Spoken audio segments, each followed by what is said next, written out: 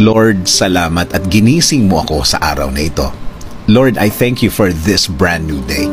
Thank you for waking me up. Salamat at nagising ako, Panginoon. Maraming salamat sa napakagandang gising ko na ito. Tatanggapin ko po ito as another form of blessing. Humihingi po ako ng patawad, Lord, dahil minsan hindi ko nakikita ang kagandahan ng umaga at araw.